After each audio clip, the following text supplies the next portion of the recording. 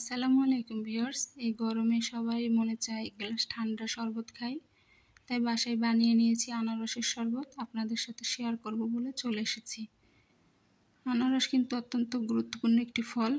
চলুন শুরু করি। আনারস নিয়েছি, আনারসগুলো কেটে আমি ছোট ছোট করে নিয়েছি। দেখুন, ব্লেন্ডারে দিয়ে দিচ্ছি ব্লেন্ড করার জন্য।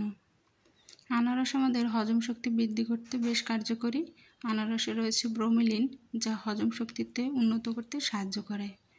অ্যাড করে দিচ্ছি ঠান্ডা পানি এবং ভালো করে ব্লেন্ড করে নেব। আনারস কিন্তু দাঁত ও মাড়ির সুরক্ষায় এবং চোখের স্বাস্থ্য রক্ষায় বেশ কার্যকর ভূমিকা রাখে। দেহে রক্ত জমাট বাঁধতে বাধা দেয় এই ফল। একটি গ্লাসে আমি বরফের টুকরো দিয়ে দিচ্ছি স্বাদ মতো চিনি, স্বাদ মতো লবণ এবং উপর থেকে দিয়ে দেব ব্লেন্ড করা শরবত।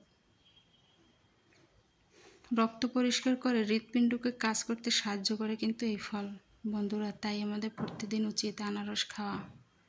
দেখুন, অনেকটা কালারফুল হয়ে গিয়েছে। নেড়েচেড়ে মিশিয়ে নিচ্ছি। রিফ্রেশিংয়ের জন্য একটু লেবু পাতা চটকে দিয়েছি।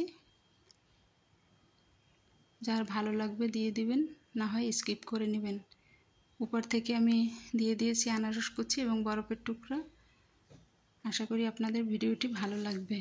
যদি ভালো লাগে তাহলে আমাকে লাইক করবেন এবং আমার ফেসবুক পেজটি ফলো করবেন, ইউটিউব চ্যানেলটি সাবস্ক্রাইব করে দেবেন। ভালো থাকবেন সবাই। আল্লাহ হাফেজ।